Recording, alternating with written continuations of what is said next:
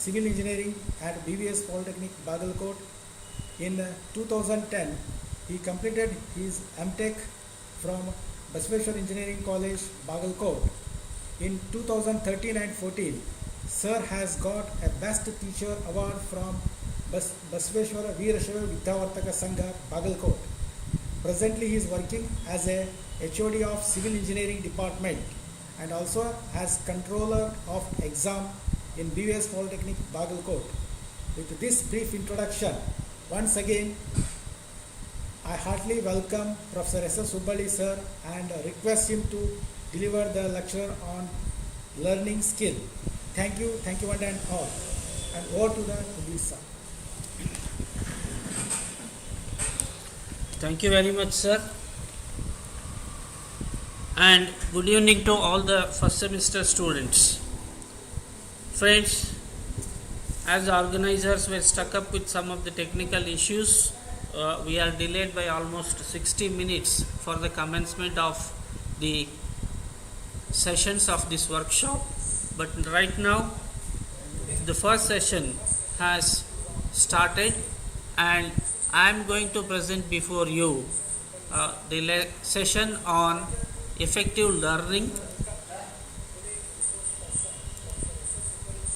And this is my brief address details. Myself S.S. Subbali, and I am a M.Tech graduate and selection grade lecturer and also the head of the Department of Civil Engineering. Now, for the session, the objectives of this session are, first of all, we'll be clarifying the phases of a human life, and everybody will be able to know what is learning, and we have the objective of understanding the domains of learning. Also, we will be having the comprehension of learning styles. Also, we will be understanding the study techniques, and everybody will be able to know the proper examination skills. Now, human life can be divided into 6 different phases, from infanthood to geriatric stage or phase. Now, infanthood is less than 1 year of age of the human being, newborn to less than 1 year. Early childhood is from 1 year to 4 years of age. Late childhood is from the age of 4 to 12 years. Adolescent age group is 12 to 20 years. Adulthood is from the age group of 20 to 40 years. And geriatric group is above the age group of 60 years. Now, these are the different phases, 6 phases of human life. Now, why I am talking about these 6 phases is, students at the diploma level are at the group of adolescence age, that is 12 to 20 age group. And psychologically, how does this adolescence age group will be behaving affects the study as well as learning. So, to take care of this adolescence age group of the students at diploma level, just I wanted to give you the background of the 6 phases of human life. Now, we'll slightly get into the details of these different phases. During the infanthood, from the pictures you can feel all the babies are of less than 1 year age, and they have the confidence with mother and the divinity. That is, such babies will be completely depending on their mother, and they have 100% confidence on the mother of the child. Whereas they have the confidence with the early childhood. Such age group will be confident with their parents in general and mother to a large extent. Mostly these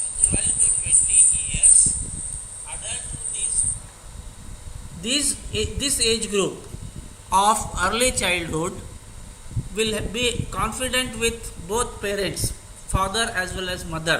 But even when we compare, large extent of confidence will be with their mother. Now, if you observe the children at your home, your small kids available at your home, you can feel this. Now, late childhood, when we observe, all such age group of kids or children are confident with school teacher. When they start going to school, you might have observed, ನಿಮ್ಮ ಮನೆಗೆ ಸಣ್ಣ ಹುಡುಗರಿದ್ದರೆ ನೀವು ನೋಡಿರ್ಬೋದು, ಯಾರೋ parents ಅಥವಾ ಎಲ್ಡರ್ಸು ಇದು ಹಿಂಗಲ್ಲ ಹಿಂಗೆ ಅಂತ ನೀವು ಅವ್ರು ಹೋಮ್ವರ್ಕ್ ಮಾಡುವಾಗ ಹೇಳಕ್ಕೆ ಟ್ರೈ ಮಾಡಿರಿ, ಇಲ್ಲ ನಮ್ಮ ಟೀಚರ್ ಹಿಂಗೆ ಹೇಳ್ಯಾರ ಅಂತೇಳಿ ಅವ್ರು ವಾದ ಮಾಡ್ತಾರೆ. So that means they have complete confidence on the teacher who is there at the school. So what they say is 100% correct. That is what this age group believes in. Now coming to the most important age group for our target group is adolescence group. These adolescent age group, whom with they have the confidence is the question. So when we look into the details, we'll see later. During adulthood, most of the age group of these human beings have the confidence with self. That is, they have a lot of self confidence during the adulthood. That is beyond the age of 20 years. Now, just have another look here. Geriatric phase, confidence with the succeeding generation. That is next generation. That is grandchildren. They build up confidence with the next generation. Now coming back to adolescence, the adolescence to age group of human beings will definitely have confidence with the peers. Peers means friends, classmates. That is how we find number of students taking admission to the course to which most of their classmates and friends take the admission. ನಮ್ಮ ಭಾಳ ಜನ ಸಲ ನಾವು ಕೇಳಿದಾಗ ನಮ್ಮ friends diploma ಹಚ್ಚಾಕತ್ತಾರೆ, ಅದಕ್ಕೆ ನಾವು diploma ಹಚ್ತೀವಿ ರೀ ಅಂತೇಳಿ ವಾದ ಮಾಡೋದನ್ನು ನಾವು ಕೇಳ್ತಿರ್ತೀವಿ. So that is called as adolescence group. Then ಅಡಲ್ಟ್ಹುಡ್ಡಲ್ಲಿ confidence self will be there ಅಂತ ಹೇಳಿದ್ವಿ. ನಾವು the same photo I have just zoomed in here. Look at the faces of all these 3 boys. Now they know that they are posing for a camera and photo is being taken, but look at their faces. They are not directly looking at the camera. Also concentrate on their eyes. Where are they looking and the angle to which they are looking. All 3 are looking at 3 different directions. They have got their own views and they have got their own posture of standing. They have got their own position of facing the camera, and they are looking at 3 different their own directions. That means they are self-confident. They want to be as themselves. This is the most important component of adulthood. Now another photo was here. Again the same thing is indicated here. All these are young girls above the age of 20. Look at their faces and their direction of view, and look at their eyes. Where are they looking? Everybody is looking differently at different directions. Now let us define what is learning. Now the objective behind giving you the age group variations and their behaviors during the human life is that during adolescent age group we find human beings having lot of confidence and belief over the peer groups, that is friends. So that is why when we address the group of students who are at adolescent age, then we have to take care of this as teachers. So that is why I just gave you a background of the age group and their behavior during human life. Now, how can we define the term learning? Kalike andre enu? Meaning or definition. Let us look at it. Now learning is process of acquiring information. We don't know something, we want to have some information and some process we adopt to get that information and we get it.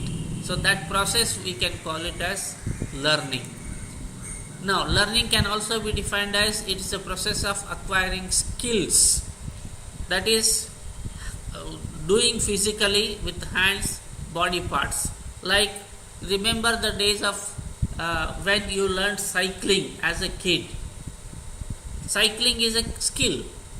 You have to balance your body, pedal the cycle, position the handle, and you have to drive the cycle. Now this skill you have learned through a process of practice. So that process can be called as it's a learning process. Now knowing problem solving. Problem solving doesn't mean only the solving of numerical problems like mathematics or design or something like that. Even social problems, economical problems, mutual understanding problems, any type of problem solving when you learn or when you practice, it can also be called as learning. Now doing something new which you were not knowing earlier, it can also be called as learning. Another definition of learning is becoming disciplined. This is attached with a component of belief and attitude. Once, if you are a NCC candidate or if you are participating in NSS activities, your social obligations if you are following, like respecting elders, respecting teachers, all such disciplines what you are habituated with is also learning.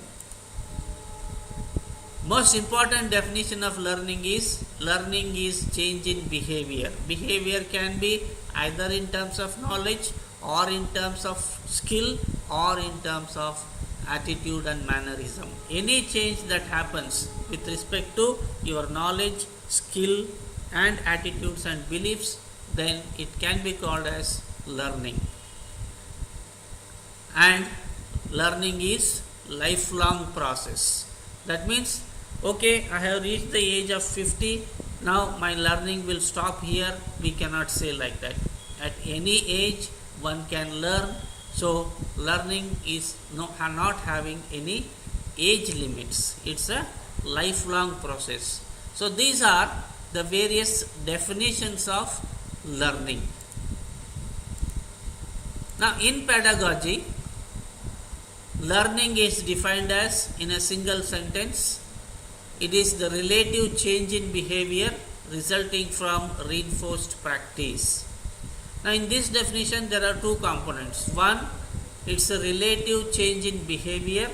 Second part is resulting from reinforced practice. Let me talk a few seconds on this.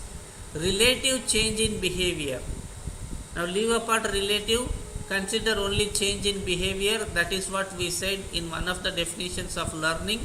Any change in behavior with respect to knowledge, skill and attitude and belief is considered as learning.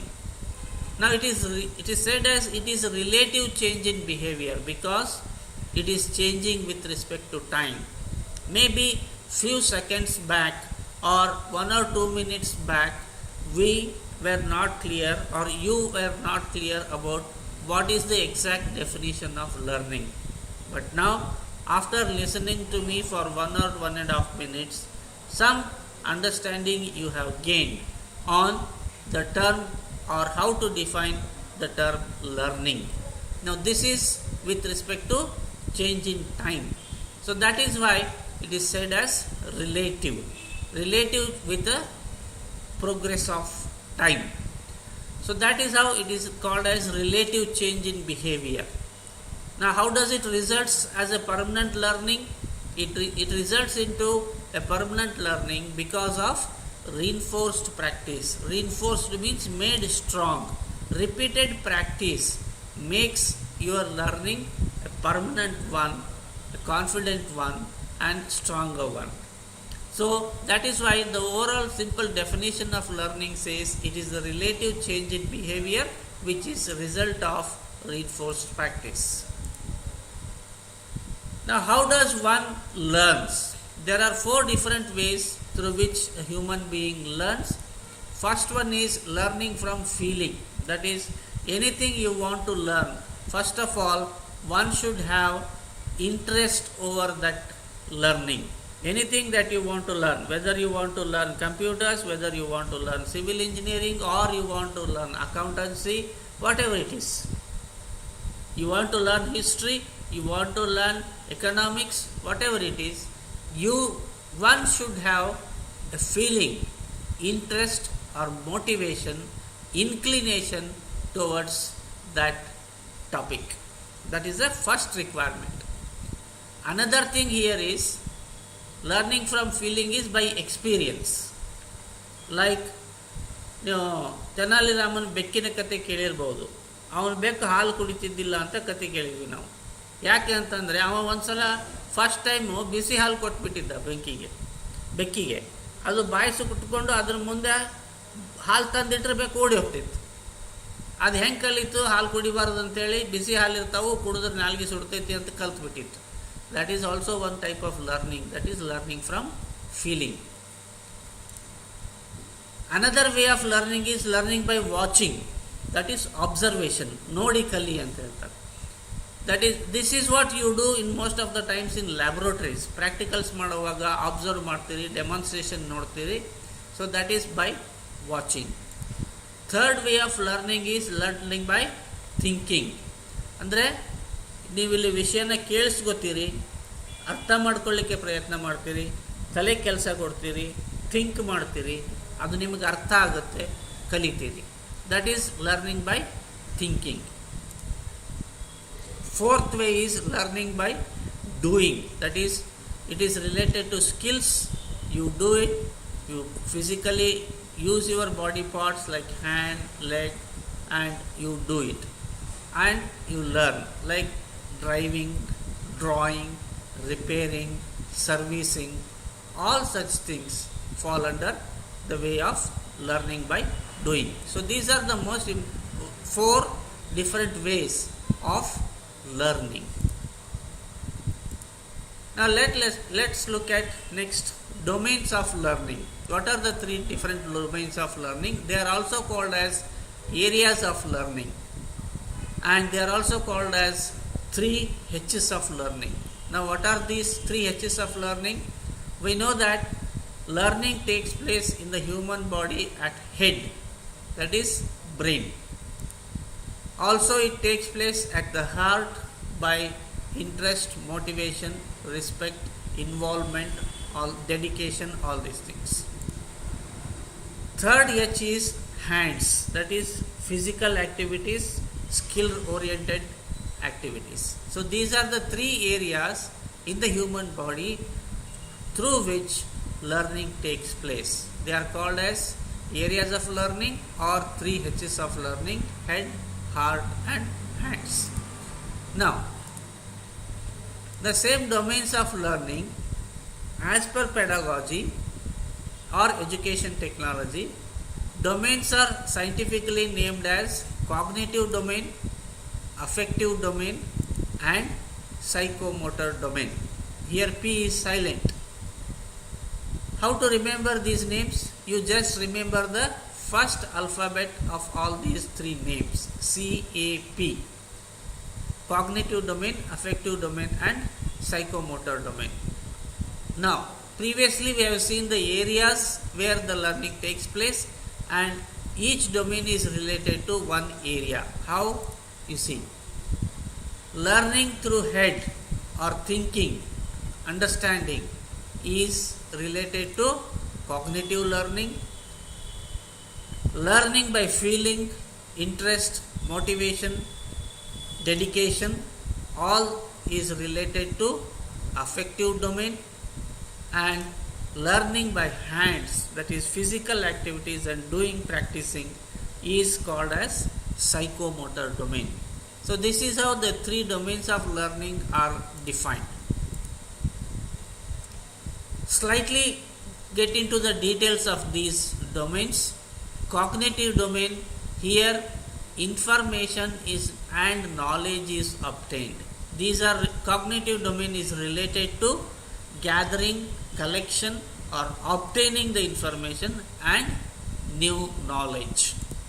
It is also related to obtaining facts and figures, learning facts and figures, that is you collect the data, you analyze it, convert it into a graphical representation and you have understood it, that details. So that is cognitive domain. Also it is related to concepts and principles or theories, theorems, that is what you call usually. Understanding the concept, understanding the theorems, principles, all these things falls under cognitive domain. Also application and analysis of concepts and principles, theories, theorems learned for problem solving is also cognitive domain.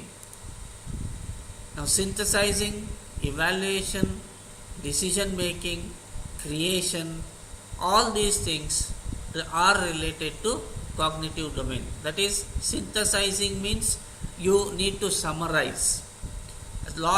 Huge information is there, very briefly you have to say the summary of it. That is synthesizing the information.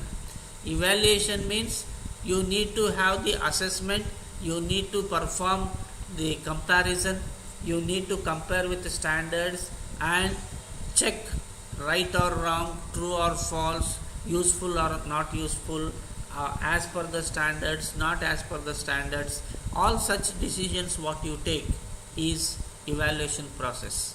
So that is also falling under cognitive domain. Decision making, whether to proceed or not, okay or not, safe or not, all such decisions you have to take, that is also under the cognitive domain. Creation is new one, invention.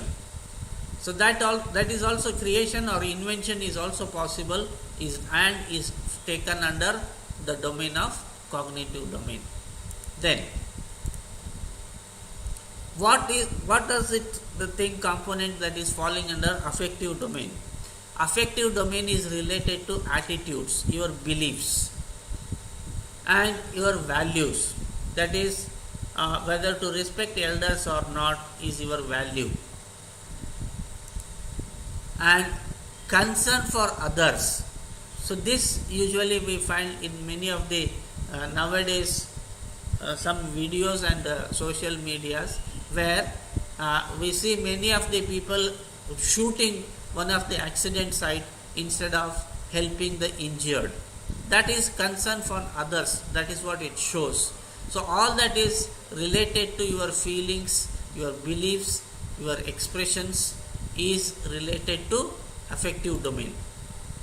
Being disciplined or following safety or readiness to work or lazy, all these things are falling under the heading of affective domain. Then psychomotor domain deals with skills, kaushalya anta helತೀವಿ, doing with hands, and muscular activities you do with your body parts, like whatever it is, whether it is exercise or lifting or operating, whatever it is, whether it is a CNC machine or it is an instrument or it is an equipment, whatever it is, any muscular activity you are doing and learning is falling under psychomotor domain. Another thing is manipulative skills, like you observe and repeat. Teachers give the demonstration and you observe it, and by looking at it again you start operating the same machine as the teacher did. So that is manipulation skill. And then motor skills guided by the psyche, that is your psychology, ನಿಮ್ಮ ಮನಸ್ಸು ಹೇಳಿದಂಗೆ ನೀವು ನಿಮ್ಮ motor skills ಅನ್ನು guide ಮಾಡ್ತೀರಿ. That means the best example here is at the beginning of the classes of your car driving, for example, you read a book, ಒಂದು book ಓದ್ತೀರಿ, ಅದರ ಬುಕ್ಕಿನ ಹೆಡ್ಡಿಂಗ್ ಏನಪ್ಪ ಅಂತಂದರೆ how to drive a car. ಎಲ್ಲ ಡಿಟೇಲಾಗಿ explain ಮಾಡಿರ್ತಾರೆ ಆ ಬುಕ್ಕಲ್ಲಿ, ಕಾರನ್ನು ಡ್ರೈವ್ ಮಾಡೋದು ಹೆಂಗೆ ಅಂಥೇಳಿ. ಕಂಪ್ಲೀಟ್ ಬುಕ್ ಓದಿ ಎಲ್ಲ ಅಂಡರ್ಸ್ಟ್ಯಾಂಡ್ ಮಾಡಿಕೊಂಡು ನಿಮಗೆ ಕಾರ್ ಕೊಟ್ಟರೆ ಕಾರ್ ಡ್ರೈವ್ ಮಾಡೋಕ್ಕಾಗುತ್ತಾ? Are you able to drive the car just by reading that book? Very difficult. One cannot drive the car comfortably just by reading the book. But when a practice is given, physically you practice, repeat, and you start driving. Now when you start driving newly a car, many times you need to look down at your legs. Where is accelerator, where is brake, and where is clutch? Or many times I have seen drivers at the beginning get confused with the gear system, whether they are in third gear or they are in fifth gear. Confusion they will have, whether I am driving in third gear or fourth gear, which gear I am driving in currently. They need to look at the gear lever. But after certain repeated practice, they need not look at all those things. Just by looking at the front on the road, they will be able to operate their legs for clutch and brake, and they will be able to use the left hand for changing the gear and operating the gear lever. That is the expertise what they get for motor skills, which is definitely guided by the practiced psychology. Next, most important thing is various levels in cognitive domain. This I am taking because nowadays we all are following the OBE curriculum, that is outcome based curriculum, wherein course outcomes, program outcomes, and program specific outcomes are already written and presented in the curriculum documents, and those curriculum documents have the cognitive levels presented in the subject. Every subject has got its own content, and every content has got its own cognitive level. And in case of your model internal question paper that is given in the curriculum document, and also in model semester end examination question paper, that is model question paper for the end examination. Both if you look at in the curriculum document, there is one column called as CL, that is CL means cognitive level. At what cognitive level that question falls, and what is the difference, that you have to be aware of. So for that purpose I am giving you these details. First level is remembering level. Here you don't have much of the effort from your brain, you just need to remember. ಬರೀ ನೆನಪಿಟ್ಟರೆ ಸಾಕು, ಅದು ನಿಮಗೆ ಕೆಲಸ ಮಾಡಿಕೊಡ್ತದೆ. Expected outcome you will be able to perform. This is not the difficult part, it is just simple remembering. Second level is understanding. Now just remembering is not sufficient. To use that theoretical knowledge, to use that theorem or concept, you need to understand it. So that falls under the level of understanding. Now if you compare level 1 and level 2, that is remembering and understanding. Now understanding is at higher level. Understanding requires little brain work, whereas simple remembering doesn't require much of the thinking. Third level is application. Now whatever you have understood at the understanding level, now at the application level you have to apply that knowledge what you have gained through understanding to a similar or to a simultaneous equation or to a simultaneous situation wherein another problem of similar nature but varied parameters. Like that, you need to apply the knowledge what you have gained earlier for a different situation, similar situation. Now that level we call it as application level. Fourth level is analysis level. This is again still difficult. Difficulty level increases. Once you are able to apply the knowledge what you have gained for various situations and conditions, you will be at a higher level. When we see analysis level is you have to analyze the things, means you have applied your knowledge for 2-3 different conditions, for 2-3 different situations. Now what happened in each situation, how is the behavior in each condition. Like for example, say I am from civil engineering department, I change the composition of some materials in concrete and I test. Now once I get the result, it is application. Now after getting the result, when I start thinking on, okay, for 1% of mix, what is the result? Another percentage of mix, what is the result? For third percentage of mix, the third result. When I compare result 1, result 2, result 3 up to result n and try to get some relationship between the mix composition variation and the results, that type of work that we do with our thinking and understanding, applying the knowledge of theorems and concepts what we have already learned, is falling under the level of analysis.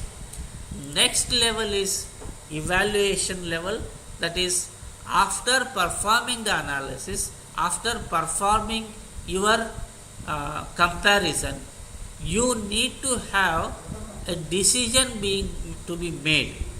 Like you have to say whether it is safe or unsafe, whether it is good or bad, whether the result is to be used or not used, material to be used, not used, whether the comparison is true or false. All such decisions you have to take, and that is falling under the level of evaluation. The last highest difficulty level in cognitive domain is creation, that is invention. You create new, you invent something new, that is you experiment, you find out the details, compare the various results, compare the various behaviors and evaluate them, take a decision, and when you come to know that it is okay, then you try to invent something new. So that is the last stage of level of cognitive domain called as creation. This usually happens at the higher levels of education during project works and research works. Now proceeding further, next level we have under psychomotor domain are low level psychomotor skills, that is just simple connect, draw or repeat, imitate and replace. ಅಂದರೆ ಒಂದು ಅದನ್ನು ಇದ್ದಿದ್ದನ್ನು ತೆಗೆದು ಮತ್ತೆ ಹೊಸದನ್ನು replace ಮಾಡೋದು, ಇಂಥವೆಲ್ಲ simple cases. Medium level of psychomotor domain is assemble, operate, repair or install. All these are physical activities that we do.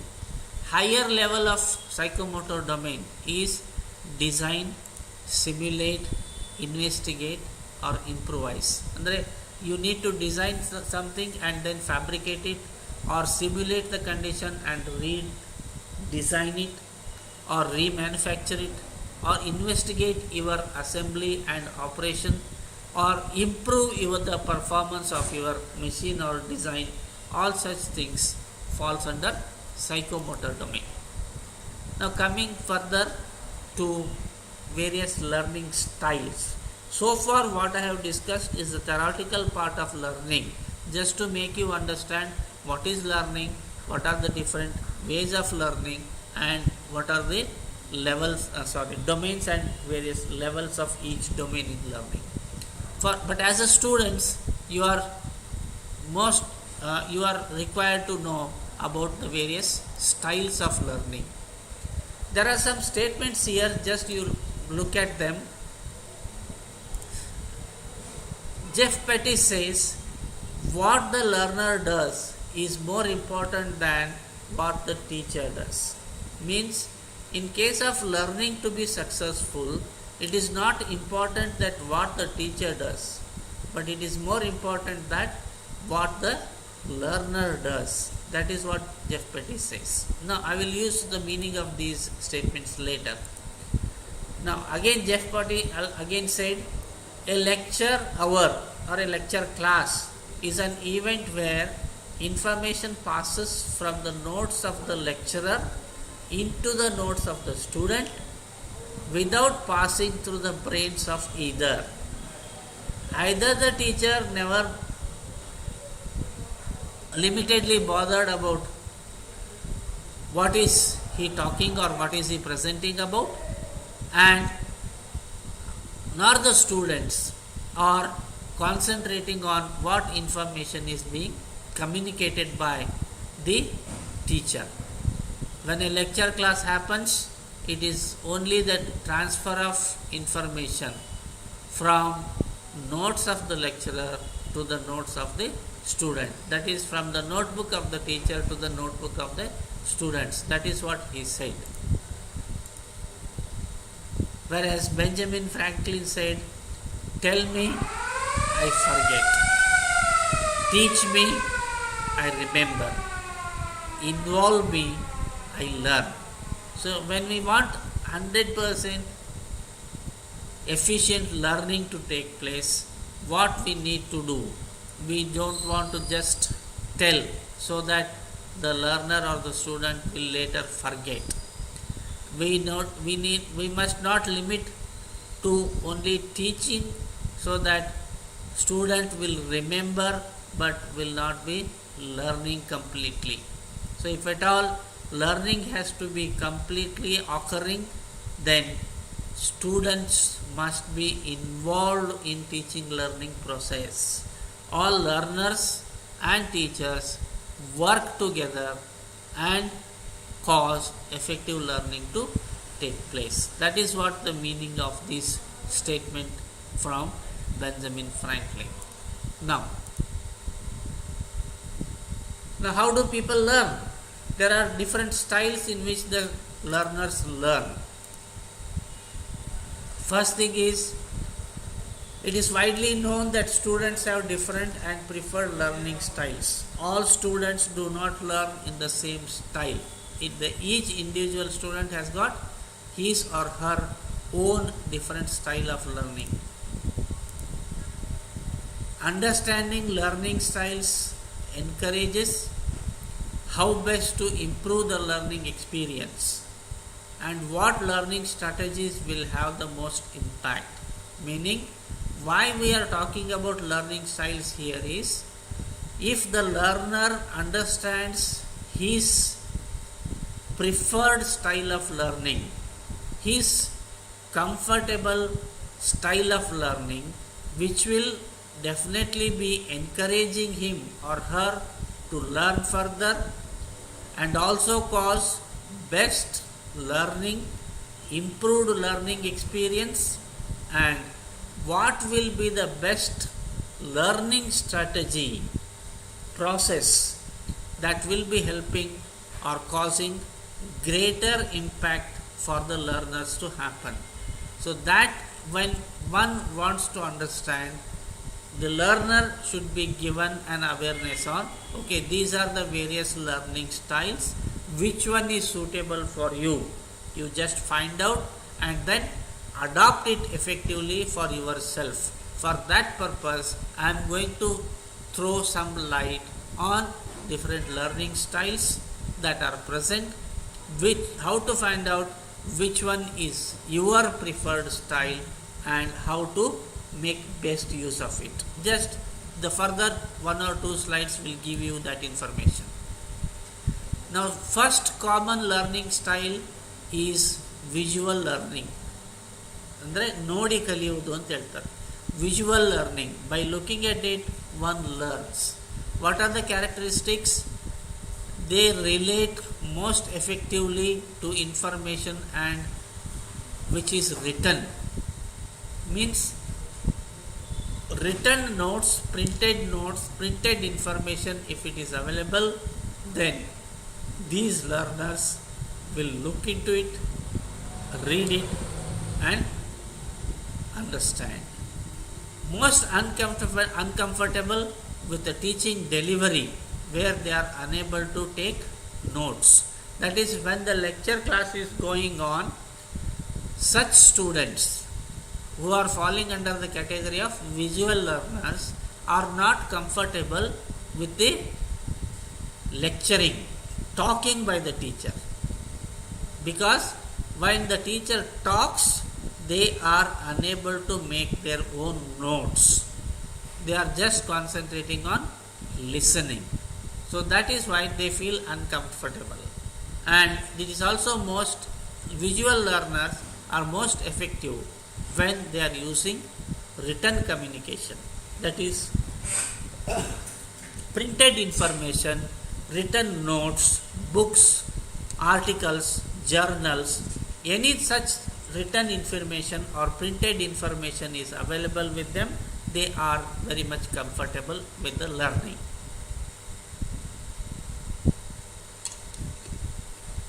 Now, what such visual learners should do for the improvement? Visual learners should use handouts, notes, having diagrams, pictures, etc. Any printed information is available, they should make best use of it. Also, they should view videos. They must make use of notes, and as far as possible, after referring to various notes and printed materials, observing videos, one must make their own notes, and one needs to highlight keywords on the worksheets or textbooks or notes, wherein usually students have the practice or habit of underlining or highlighting or marking at the sides with some marks like star, hash or something like that. All such practices will definitely help you if you are a visual learner when you carry out reading and revision and repetition. Second style is auditory learners. Auditory means listening. When learners, this category of learners are comfortable with listening. ಕಿವಿಯಿಂದ ಕೇಳಿದಾಗ ಅವ್ರಿಗೆ ಬೇಗ ಅರ್ಥ ಆಗುತ್ತೆ ಅಂತ ಹೇಳ್ತಾರೆ. ಅಂಥವ್ರಿಗೆ ನಾವು ಆಡಿಟರಿ ಲರ್ನರ್ಸ್ ಅಂತ ಹೇಳ್ತೀವಿ. What do they prefer? They are comfortable and they are able to easily, effectively understand when spoken words fall onto their ears. ಅವರ ಕಿವಿ ಮೇಲೆ ಮಾತುಗಳು ಬೀಳಬೇಕು, ಲೆಕ್ಚರ್ ಹೇಳುವಂಥ ಸೆಂಟೆನ್ಸಸ್ ಅವ್ರ ಕಿವಿಗೆ ಕೇಳಬೇಕು. Auditory, voice information. And they learn language skills by listening, imitation and practice. ಕೇಳೋದ್ರಿಂದ, repeat ಮಾಡೋದ್ರಿಂದ, ಪ್ರಾಕ್ಟೀಸ್ ಮಾಡೋದ್ರಿಂದ ಇಂಥವರು ಈಸಿಯಾಗಿ ಕಲಿತಾರೆ. Use of what they should do for improvement. First, they should follow verbal instructions. Any oral instruction is passed by the teacher or the faculty, then they should follow. And they should use audio tapes and play them to make notes. If they want, they should record the lessons and text messages and listen to them. And also they should participate in discussions for making the reinforced learning to happen. So this category is called as auditory learners. Third category is read or write. That is, these learners learn most effectively through written media such as list, definitions, handouts and textbooks. Such learners learn by repeatedly reading and writing words or notes. So ಕೆಲವು ಜನ ನೀವು ನೋಡಿರ್ಬೋದು, ಕೆಲವು ನಿಮ್ಮ friends ಓದ್ತಾರೆ, book ಮುಚ್ಚಿಡ್ತಾರೆ, ಮತ್ತೊಂದು ಬುಕ್ಕಲ್ಲಿ ಬರೀತಾರೆ. That is one practice that such learners do have. Then they organize diagrams, graphs, etc., and they are able to convert them into statements. So such are the learners falling under read write style. What they should do to improve, they should take written instructions ಬರ್ಕೋಬೇಕು, instructions ಬರ್ಕೋಬೇಕು, notes ಬರ್ಕೋಬೇಕು, research from text etc. They should underline, mark and read, write once again, and use written formats for assessments. Means for every assessment evaluation process they need to write. ಅಂದರೆ exam ಬರೀಲಿಕ್ಕೆ, assignment ಬರೀಲಿಕ್ಕೆ ಇವರು prefer ಮಾಡ್ತಾರೆ ಅಂತ ಅರ್ಥ. Fourth category is kinesthetic learners. These kinesthetic means physical activity, skill oriented. Now these people learn effectively through movement, getting involved and hands-on activities practice. When they physically perform, when they are actively involved in the activity, and then only such learners will be able to completely effectively learn comfortably. That is the category of kinesthetic learners. Another characteristic is they learn skills by imitation and practice. That is, they imitate. ಒಬ್ಬರು ಮಾಡ್ದಂಗೆ ಇನ್ನೊಬ್ಬರು ಇವ್ರು ಮಾಡಲಿಕ್ಕೆ, teacher demonstration ಮಾಡ್ದಂಗೆ ಇವರು repeat ಮಾಡಲಿಕ್ಕೆ try ಮಾಡ್ತಾರೆ ಮತ್ತು ಪ್ರಾಕ್ಟೀಸ್ ಮಾಡ್ತಾರೆ. ಅದರಿಂದ ಅವರು ಕಂಫರ್ಟೇಬಲ್ ಆಗಿ ಕಲಿತಾರೆ ಅಂತ.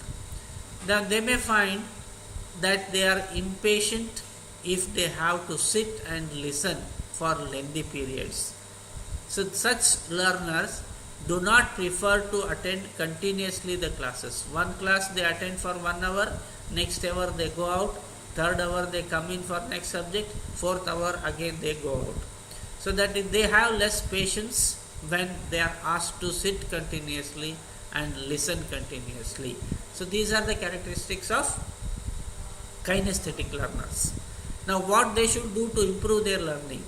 They should actively get involved in the learning process, and they should use hands-on practice activities to make their learning concrete, and they must make use of IT activities, like for example interactive CDs, online interactive learning sessions. Such things they should get involved in, so that they will have a concrete, reinforced, permanent learning to happen with them. The next slide is one of the results of research, which is called as learning curve, which shows the relationship between rate of learning versus time. Now this graph shows on y-axis rate of learning, that is rate of learning with respect to time, and on the x-axis we have time, that is t in terms of minutes. So usually one theory class or one lecture class will be of 60 minutes length. Maybe for some classes it may get extended for another 10 minutes. Now during this 60 minutes of one class, how will be this attention by the students with respect to learning as the time passes? This was analyzed and researched over a large number of students for large variety of teachers, and the results were plotted as this curve A, B, C, D, E. These are different phases of this curve.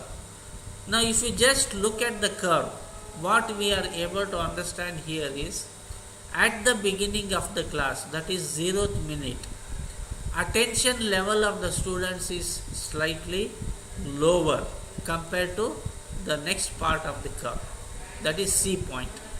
Now point A represents at the beginning, just at the commencement of the class, this is what the attention level is. Now why this happens? This happens mainly because of the teaching and learning that has taken place in the next just previously closed class. Like 9:30 to 10:30 you attend a class of mathematics, then 10:30 to 11:30 you need to attend a class of English or science. Then students need to switch over from mathematics to science or English the very next minute. So that takes little time, and due to that, at the 0th minute of the class, attention level is comparatively less. But as the class continues and the students get involved into the class and the topic, their attention level goes on increasing. Somewhere between 20 to 25 minutes, it reaches the peak, C point, wherein there will be maximum attention by all the students present in the class. And after that, what happens is very surprising. After continuous concentration and attention for about 20 to 25 minutes, the attention level of the students starts falling down. As the class continues, student gets losing their attention, and lowering of the attention level happens. By the end of the class, almost it reaches the zero level, or minor 1 or 2% level of attention may be there at the end of the class. Now, this is what is a challenge for teacher and student. From the 0th minute to the 20th minute or 25th minute, there will be either increase in attention or it will reach its peak. Further, it becomes a challenge for the teacher to maintain that highest level of attention by the students and make the graph like the red line. Also, it's a challenge for the learner or the student to remain at this highest level of attention and participating in learning process. So that is one of the information that I wanted to share with you as rate of learning versus time, which is called as learning curve. Now, there are various study techniques to make you comfortable with your learning to happen effectively and efficiently. Now, formalized study method, which is concentrated on the examination, will definitely result in best performance in the examination. That is what everybody requires. Now, why examination is a big question mark. Why are institutions, universities, boards conduct examinations, and why students learn examinations, or students face examinations? Many of you may say it is to check whether learning has happened or not.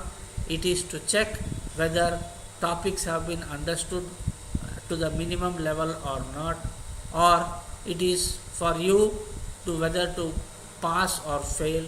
It is for taking or going to the next class, going to the next academic study. All such various answers we get. But basically, there are two reasons why examinations are conducted. First important reason why examinations are conducted is to grant you a certificate saying that you have learned this thing. Certificate: diploma in civil engineering, diploma in computer science engineering, diploma in electronics and communication. If you want to earn this certificate, then you must face an examination. Or instead of obtaining a certificate, if you want to take admission to the next study from 10th standard to 11th standard or PUC 1, if you want to continue your study, then you must face an examination. So these are the only two reasons why examinations are conducted. Now, most of the students, when we discuss with them during mentorship meetings or in general, students say, I had answered well for the examination. All questions I had attempted, but I got less marks. ನಾನು 120 marks attempt ಮಾಡಿದ್ರಿ, 90 ಬರಬೇಕಿತ್ತು, ಆದರೆ 60 ಬಂದವರು. ಈ ಥರ answers ನಮಗೆ ಭಾಳ ಸಲ ಸಿಗ್ತಾವೆ. Why this happens? Here are the answers. One most important reason is improper preparation for the examination. When students prepare for the examination, they have got some loopholes in the method that they follow for the preparation.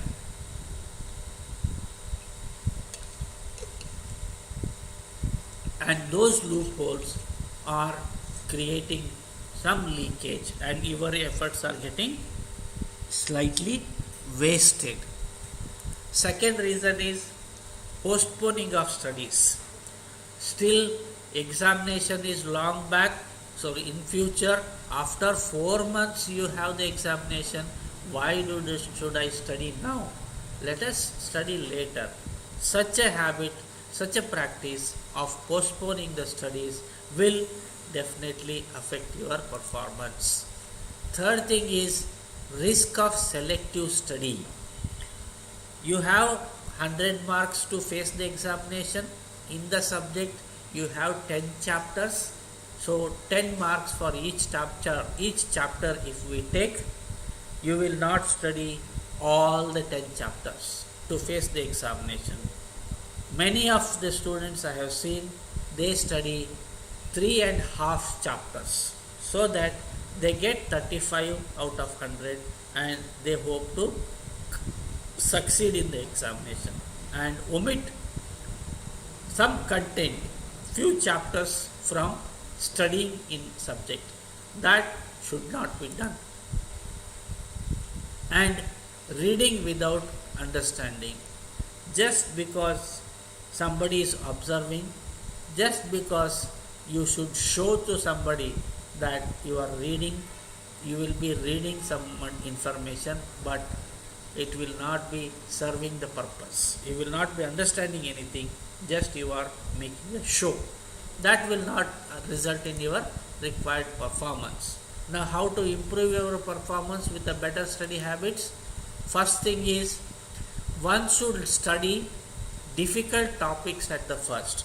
Any subject or in any subject, 1 or 2 chapters which are most important and slightly difficult to understand, then those subjects, those chapters should be studied first and regular revision has to be performed.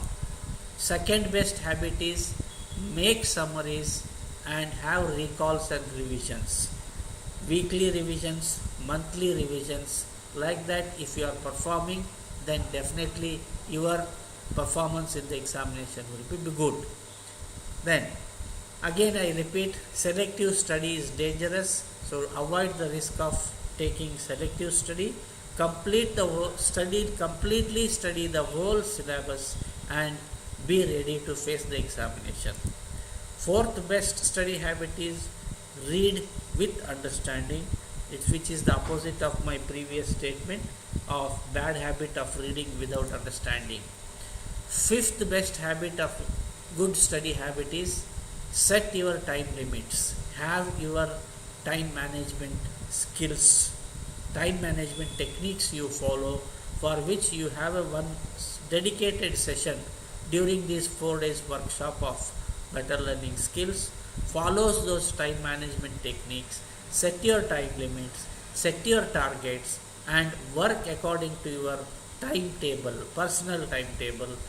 Follow to that, stick on to that, practice it, cross your exact targets and reach your limits. That is how you need to perform better in the examination. And library is an ocean of information. Regularly you have to use the resources that are available in the library. Especially our library is well equipped with all types of books and informations. All varieties of journals and publications are available in our library. So make best use of library resources is one of the best study habits. We'll continue the line statement or list. Now refer old question papers. Always it is better if you refer old question papers, examination papers for the particular subject and try to categorize the questions from chapter wise, unit wise, CO wise, and you separate them into such categories and just refer those old question papers. Find out what type of questions will be usually asked, what types of questions are previously asked in the history related to that particular topic. That will help you a lot to get ready for your examination. Manage the time, don't waste the time, improve your memory skills, and develop the attitude of I can achieve. Don't be under the negative impression that I cannot do it, I cannot score more than 70%, I cannot score more than 80%, I cannot score more than 50%. Don't have that habit of low mentality. Be positive, always be present with the situation with an attitude and belief that yes, I will do, I can do, and I definitely will do. Such an attitude you should develop. Have self-confidence and proceed. To summarize, polytechnic students or adolescent students, learning is change in behavior. 3 domains of learning are cognitive, affective, and psychomotor domains, wherein learning takes place in 3 H's: head, heart, and hand. Learning styles are 4: visual learners, auditory learners, read-write learners, and kinesthetic learners. Study planning is a must if you want to succeed in your life, and selection and adoption of the appropriate method will definitely cause effective learning. When effective learning is caused, definitely your performance in the certification examinations will be successful, and definitely will be earning a better class as first class with distinction in your certificate. Now, if you have any questions, please come back to the chat box, type your question in the chat. I will be able to read your question in the live chat, and maybe we will spend 5 minutes to answer your questions, or otherwise anytime when you want to ask me your question in due course of time, either you contact or approach me for getting the clarifications on good learning and study habits to make your learning successful, to make your education successful. So far, whatever I had, the information from my side, I was sharing with you. Hope this was not like a heavy storm that has just blown down, or it was anything like blah blah blah, and I assume that I have hit my arrow right at the target, answering or making you comfortable with the best learning practices and best study practices to make your study effective and your efforts don't get wasted, and your performance is guaranteed at the successful level. I am a nature lover, so I say thank you with this natural background. Thank you. And now I go back to my live chat screen, and if you have any questions, please put your question on YouTube live chat. Type your question, I will be able to see it and read it, and I'll try to answer your questions.